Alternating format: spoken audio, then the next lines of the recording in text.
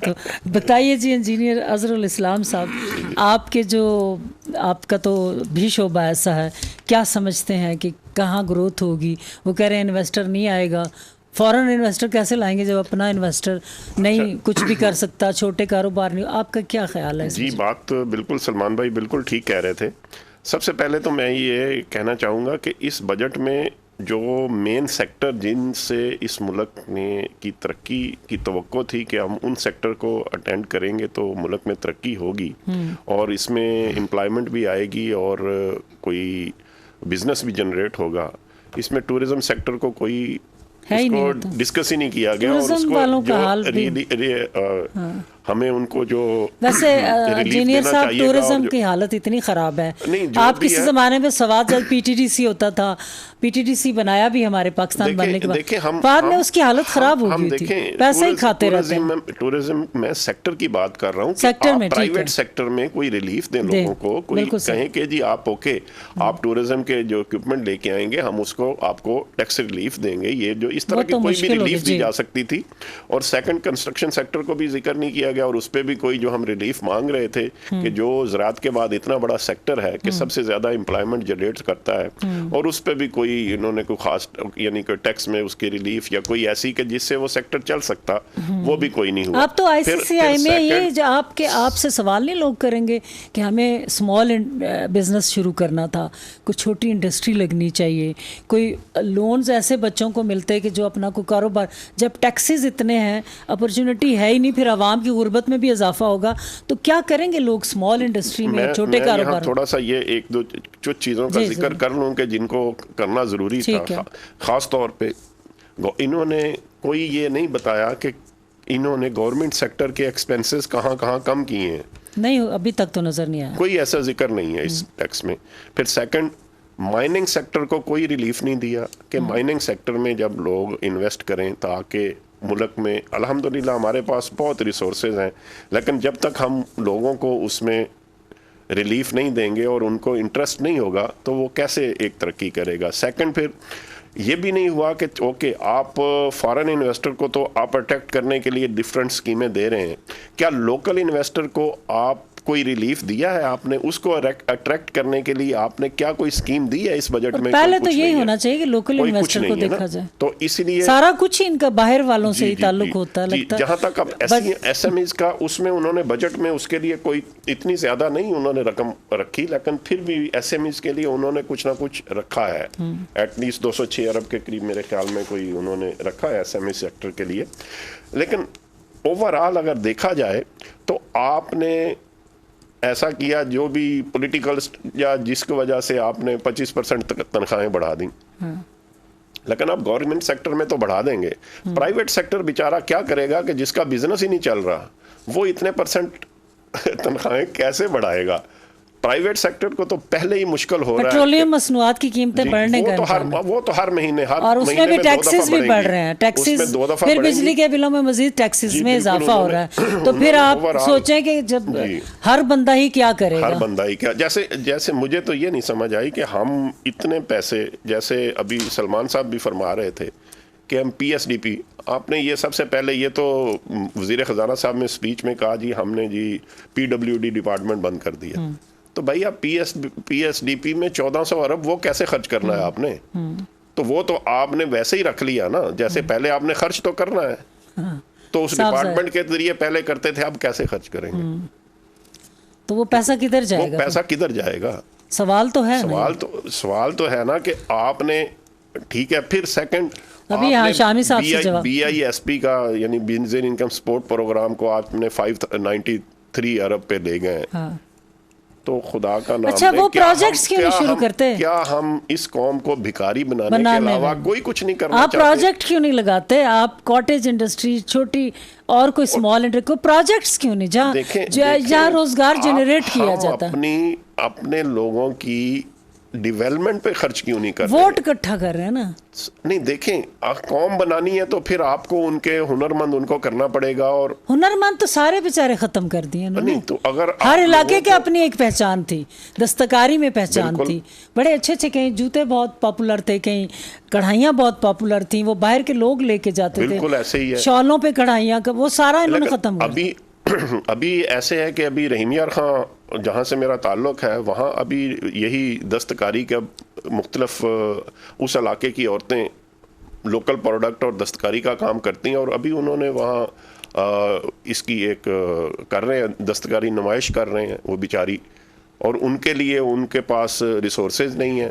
वो मैं यही कह रही ना, कहीं ना कहीं ये बढ़ाने चाहिए थे हुमायूं साहब को शामिल कर। अजहरुल इस्लाम साहब क्या समझते हैं एफबी ये टैक्स कलेक्शन के बारे में आपको बात करनी? जी, वो ये टैक्स कलेक्शन एफबीआर ने जो इस दफ़ा जो टारगेट दिया है 12,970 अरब का, जी, ये लास्ट टाइम से मोर देन 35% ज्यादा है टारगेट। जी, टारगेट ज्यादा, तो टैक्सेस ज्यादा लगेंगे, टैक्सेस ज्यादा, जाहिर है यही आपको टारगेट बता रहा है कि टैक्सेस बहुत ज्यादा लगेंगे, क्या पोजीशन होगी। यस, बिल्कुल, यहीं से तो पता चल रहा है। बिजनेस तो पहले ही नहीं है, और दूसरी तरफ आपने जो किया है कि रियल एस्टेट सेक्टर पे आपने, हाँ, वो भी 15% आपने वो कहा कि अब पहले जो रिलैक्स था कि जी अगर वो इतने 3 साल पुरानी प्रॉपर्टी है, 6 साल पुरानी है तो उस पर टैक्स नहीं होगा, 3 साल पुरानी है तो उस पर टैक्स कम हो जाएगा। अभी आपने कहा जी जितनी मर्जी पुरानी है, भावें तेरे अब्बे ने तेन देती है बेचनी है तो 15% टैक्स देना। यानी ये एक देखें, इसका मतलब है कि आपने फिर और ज़्यादा ट्रांजैक्शंस ख़त्म कर दी। हाँ। जब आप, जैसे शामी साहब कह रहे थे कि जब तक आपकी ट्रांजैक्शन नहीं होंगी तो आपको टैक्स कलेक्ट कैसे होगा। मुझे तो ये नहीं समझ आती कि बजाय इसके कि साल में या महीने में एक ट्रांजैक्शन हो, तो अगर हम टैक्स कम कर दें और ट्रांजैक्शन हो जाए तो हम टैक्स ज्यादा कलेक्ट कर लेंगे ना। लेकिन ये नुक्ता आपको लोगों को पता है ना, शामी साहब ने बात की, आपने बात की, सर ये इन्होंने इस पे गौर ही नहीं किया ना। नहीं, गौर उनको पता है, लेकिन एक्चुअली बात वही है ना कि पता नहीं है वैसे मेरे ख्याल में। नहीं, ये तो एक आम सी बात है ना कि नंबर ऑफ ट्रांजैक्शंस बढ़ेंगी तो आपको ज्यादा टैक्स इकट्ठा होगा। ठीक इसी तरह आप देखें क्या हुआ, हमने सब्सिडी की मद में 1363 अरब सब्सिडी की मद में आपने रखे हुए, तो ये सब्सिडी किन को जाएगी? आपके ख्याल अभी में आप उठेंगे चीनी वालों को सब्सिडी दे देंगे कि जी इनको, जी वो उनके अपने, वो मसले भी तो अपने ही है ना। नहीं, मसले अपने हैं, ठीक है, लेकिन आप ये देखें कि ये वो चीजें हैं जो कम की जा सकती थी। तो यही तो ढूंढ रहे हैं इसमें से कि क्या हो सकता था जो नहीं हुआ। फिर बात वही आ जाती है कि जैसे शामी साहब भी कहते हैं कि जी गवर्नमेंट अपना तो चाय का एक कप नहीं कम करती, गवर्नमेंट नहीं करती, कुर्बानी हमेशा आवाम से ही मांगी जाती है। अब तो बहुत ज्यादा हो गई है ना, ईद कुर्बान से पहले की कुर्बानी है ये तो कुर्बानियां शुरू अब टैक्सेस को आपने बिल्कुल ठीक बता दिया कि जब इतना ज्यादा उन्हें कवर करना होगा एफबीआर के थ्रू, तो फिर जाहिर है कि टैक्सेस लगेंगे, अंडरस्टूड है, और टैक्सेस लगेंगे। तो यहाँ तक सुना है मैंने कि टैक्सेस इस तरह लग रहे हैं, पेट्रोलियम मसनूआत का तो अनाउंस कर दिया उन्होंने, कुछ इसके हिडन चीजें होती हैं जो बाद में झटके लगते हैं तो पता चलता है कि ये भी था इसका आफ्टर इफेक्ट। उसमें यह है कि आपके जो खाने, दुनिया के हर मुल्क में खाने पीने की अशिया सस्ती होती हैं। एक गरीब आदमी 3 कमरों से निकल के 2 कमरों के घर में आ जाएगा, 2 वाला 1 में आ जाएगा, एसी बंद कर देंगे, पंखे चलाएंगे, पंखे बंद करेंगे तो हाथ वाला उठा लेंगे, पुराने ज़माने में चले जाएंगे। लेकिन दूध, डबल रोटी, अंडे और आटा ये तो चाहिए ना, बच्चे जिस घर में हैं उनको तो चाहिए, दवाई, तो ये पूरी दुनिया में सस्ती हैं, ये हर जगह। आपकी इस बजट के बाद आपकी बेसिक ये वाली चीज़ें भी महंगी होने वाली, महंगी होने ये सब महंगी होने जा रही है। ये इस बजट का सबसे बड़ा अलमिया। फिर ये कि आपने रियल एस्टेट सेक्टर, जिसमें आपने रियल एस्टेट और कंस्ट्रक्शन सेक्टर, जिसमें मैं बार बार कहता हूं कि एम्प्लॉयमेंट सबसे ज्यादा जनरेट होती है, आपने क्या किया, आपने 5% एफईडी उस पे, यानी फेडरल एक्साइज ड्यूटी आपने, और 5% हर ट्रांजैक्शन पे लगा दी। यानी आप, इसका मतलब तो यह है कि आप चाह ही नहीं रहे कि ये सेक्टर जो है ना, अच्छा ये हाँ, ग्रो करे। हाँ। और देखें, अगर एक सिर्फ रियल एस्टेट और कंस्ट्रक्शन सेक्टर ग्रो करेगा तो इसके साथ 40 से 50 इंडस्ट्री ग्रो करेगी, चलेंगी सारी। लेकिन यहाँ वही है कि आपने उठा के सीमेंट पे भी एक्साइज ड्यूटी ज्यादा कर दी।